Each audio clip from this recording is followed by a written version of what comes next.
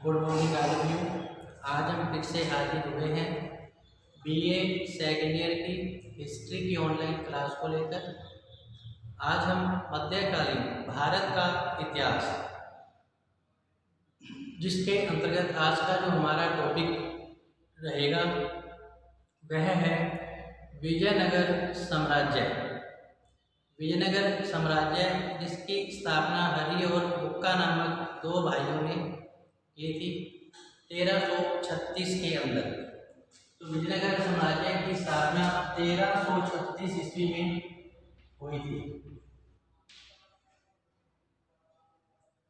तो आज हम विजयनगर साम्राज्य के प्रमुख शासकों के बारे में जानकारी प्राप्त करेंगे। तो विजयनगर साम्राज्य जिसकी स्थापना 1336 ईस्वी में हरि और बुक्का नामक दो भाइयों के द्वारा की गई थी। तो मोहम्मद बिन तुगलक के शासनकाल के अंतिम दिनों में सर्वत्र अस्थिरता व्यापक हो गई थी। जगह जगह पर विद्रोह होने लगे थे। अनेक प्रांतों ने अपनी स्वतंत्रता की घोषणा कर दी थी और अनेक प्रांत जो पृथक राज्य के रूप में बन चुके थे। ऐसी स्थिति में दक्षिण में संगम के 5 पुत्रों में से 2 अर्थात हरियर और बुक्का, इन्होंने जो कि आरंभ में होयसल राजा वीर बल्लाल तृतीय के यहाँ पर नौकरी का कार्य करते थे।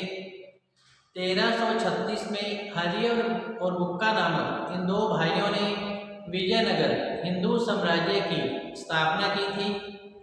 विजयनगर स्थापना का जो मुख्य उद्देश्य था वे दक्षिण में हिंदुओं के प्रभुत्व को स्थापित करना रहा था, अर्थात हिंदू धर्म की रक्षा के लिए ही विजयनगर साम्राज्य की स्थापना की गई थी, क्योंकि उस समय सल्तनत काल के अंतर्गत इस्लाम धर्म का प्रचार प्रसार हो रहा था। अतः हिंदू धर्म की रक्षा और उत्थान के लिए दक्षिण भारत में विजयनगर साम्राज्य की स्थापना हरियर बुक्का के द्वारा 1336 ईस्वी में की गई थी। तो इस प्रकार साम्राज्य का विस्तार कृष्णा से कावेरी तथा बंगाल की खाड़ी से अरब सागर तक उस समय था। विजयनगर साम्राज्य में कुल 4 वंशों ने, जिनमें संगम वंश, विजयनगर साम्राज्य में 4 वंशों ने शासन किया था, जिनमें संगम वंश नंबर 1, नंबर 2 है सालूक वंश, नंबर 3 है तुलुक वंश, चौथा था आर्यवीरू वंश। 4 वंशों ने शासन किया था। संगम वंश के प्रमुख शासक हरियर, बुक्का, हरियर द्वितीय, देवराय प्रथम, देवराय द्वितीय, मल्लिकार्जुन और विरूपाक्ष रहे थे।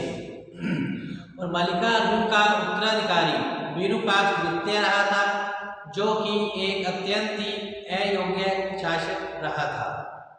अतः नरसिंह सालू विरूपाक्ष द्वितीय को पदच्युत करके विजयनगर साम्राज्य के शासन पर अपना एकाधिकार स्थापित कर लेते हैं। तो सालू वंश का प्रमुख शासक नरसिंह सालू रहे थे। तो नरसिंह सालू के पश्चात तुलु वंश का उद्भव हुआ। तो वीर नरसिंह जो था तुलु वंश का संस्थापक माना जाता है, जिसने 1505 ईस्वी से 1509 ईस्वी तक विजयनगर साम्राज्य का सफलतापूर्वक शासन संचालन का कार्य किया था। तो तुलु वंश के अंतर्गत वीर नरसिंह, कृष्ण देवराय, अच्युत देवराय, वेंकटाद्रि, सदाशिव और राम राय प्रमुख शासक हुए। तुलु वंश में वीर नरसिंह, कृष्ण देवराय, अच्युत देवराय, द्रि सदाशिव और राम राय नामक प्रमुख शासक हुए थे। तो इस प्रकार रामराय ने विजयनगर साम्राज्य को शक्तिशाली बनाने का प्रयास भी किया था और दक्षिण स्थित मुसलमानों के राज्यों के आंतरिक मामलों में उसने हस्तक्षेप भी किया।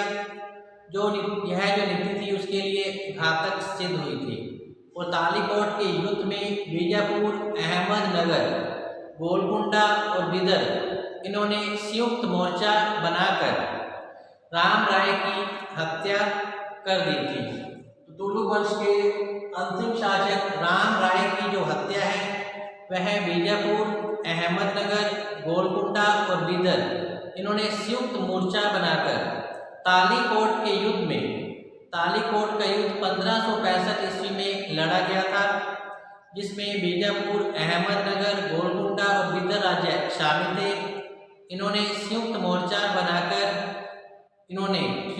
बनाकर राम राय की हत्या कर दी थी।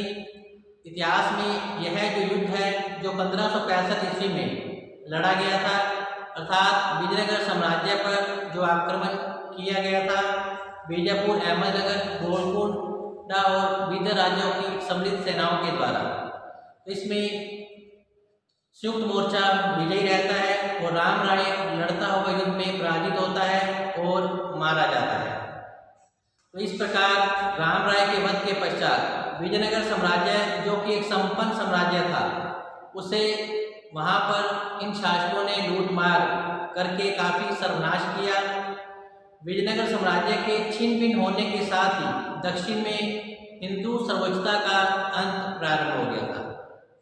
तो आइए हम चलते हैं संगम वंश के प्रमुख शासक हरिहर और बुक्का के बारे में, फिर उसके पश्चात देवराय प्रथम, देवराय द्वितीय, मालिकार्जुन और विरूपाक्ष के बारे में क्रम से जानकारी प्राप्त करते हैं। सबसे पहले हरिहर जो था संगम का पुत्र था। उसके द्वारा स्थापित राज्य का जो आरंभ है वह मदुरई तथा मैसूर के शासकों के स्थापित राज्य को प्रारंभ में मदुरई और मैसूर के शासकों का सामना करना पड़ा था। होयसल राज्य का पतन होते ही हरिहर और उसके भाई बुक्का ने अवसर का लाभ उठाया और अपने साम्राज्य का विस्तार करना शुरू कर दिया और शीघ्र ही इन्होंने होयसल राज्य पर इन दोनों भाइयों ने अपना एकाधिकार स्थापित कर लिया था। तो इस प्रकार हरिहर संगम के पुत्र थे। उसके द्वारा स्थापित जो राज्य को आरंभ में मदुरई और मैसूर के शासकों का सामना भी करना पड़ा था और होयसल राज्य के पतन होते ही हरिहर और उसके भाई बुक्का ने अवसर का लाभ उठाया और अपने साम्राज्य को विस्तारित किया और शीघ्र ही होयसल के समस्त राज्य पर इन्होंने अपना अधिकार कायम कर लिया। नेक्स्ट है हरिहर के पश्चात बुक्का, जो कि हरिहर का ही भाई था, जिसने विजयनगर साम्राज्य की स्थापना में अपना प्रमुख योगदान दिया था। 1354 ईस्वी में इसने अपने भाई हरिहर का ये उत्तराधिकारी बने थे और बुक्का ने 1377 ईस्वी तक शासन किया और उसने शासन के दौरान साम्राज्य की सीमा में और अधिक विस्तार किया और उसकी साम्राज्य की सीमा के अंतर्गत दक्षिण भारत, रामेश्वर, तमिल और चेर के प्रदेश शामिल कर लिए गए थे। बुक्का के बाद नेक्स्ट शासक था हरिहर द्वितीय।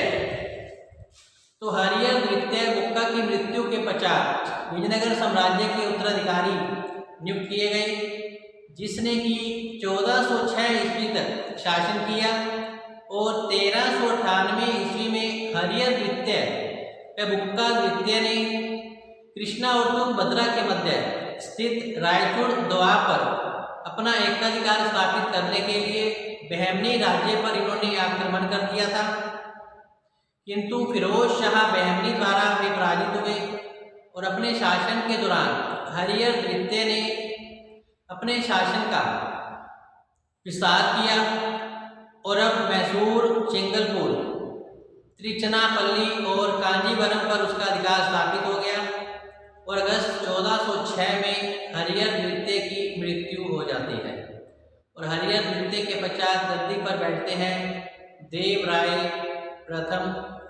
तो हरिहर द्वितीय की मृत्यु के पश्चात उसका पुत्र देवराय प्रथम विजयनगर का शासक बनते हैं।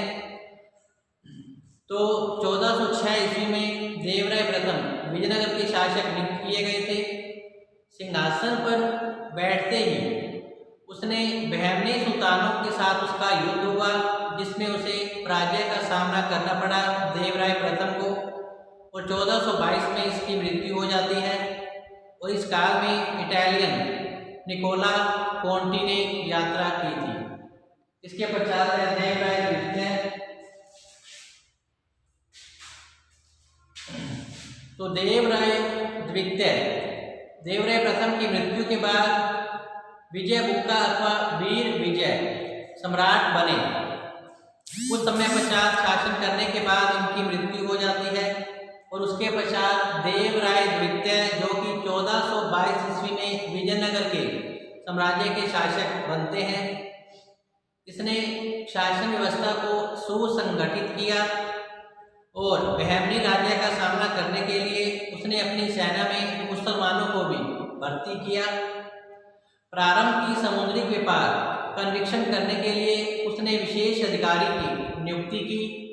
और 1446 ईस्वी में देवराय द्वितीय की मृत्यु हो जाती है।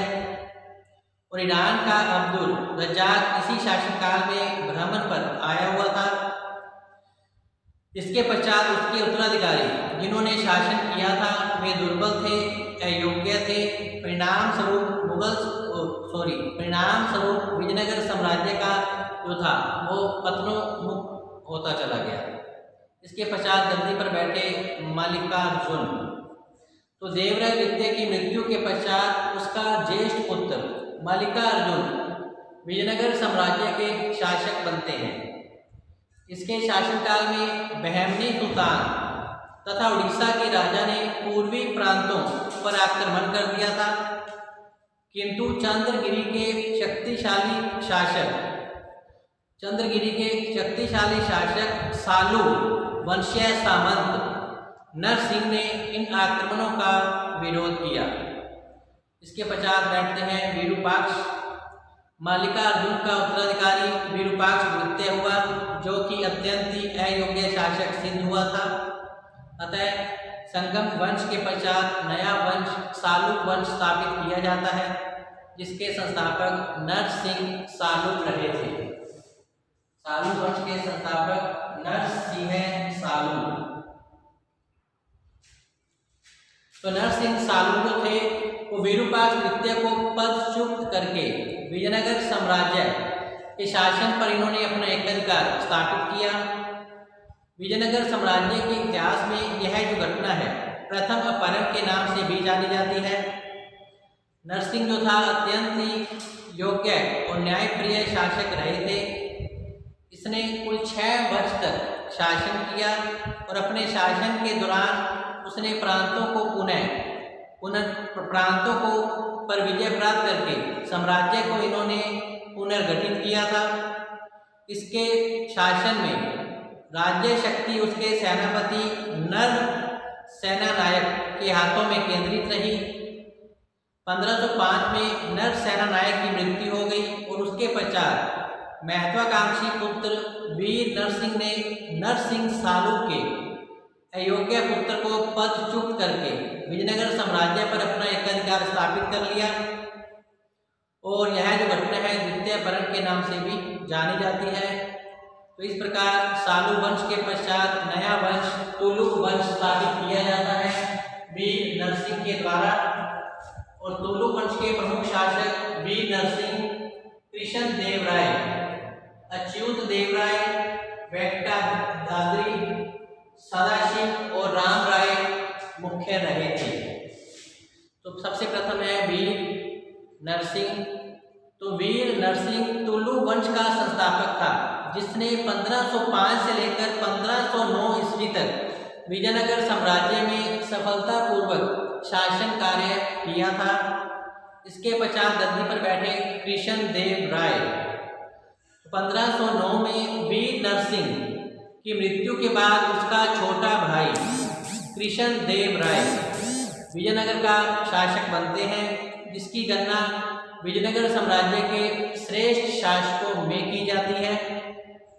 उसने अपने शासन के दौरान 1513 में उड़ीसा के राजा गजपति प्रतापरुद्र को पराजित किया था और 1514 में उदयगिरि के किले पर उसने एकाधिकार किया और इसके पश्चात कोडबिंदु और कोडपल्ली पर उसने अपना एकाधिकार स्थापित किया। 1520 में उसने बीजापुर को भी विजित किया और गुलबर्गा के किले को नष्ट भ्रष्ट कर पुर्तगाली शासक अलबुकर्क के अनुरोध पर उसे भटकल के दुर्ग निर्माण की अनुमति भी प्राप्त हो गई और पुर्तगाली यात्री डोमिगोस पेज ने उसके व्यक्तित्व तथा शासन की बुरी बुरी प्रशंसा भी की थी।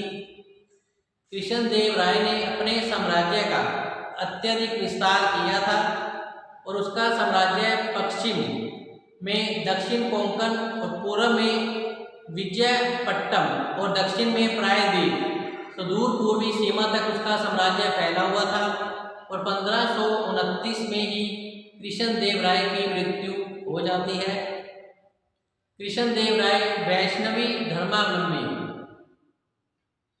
कृष्णदेव राय न केवल एक महान शासक थे बल्कि एक महान विद्वान और विद्यानुरागी भी रहे थे।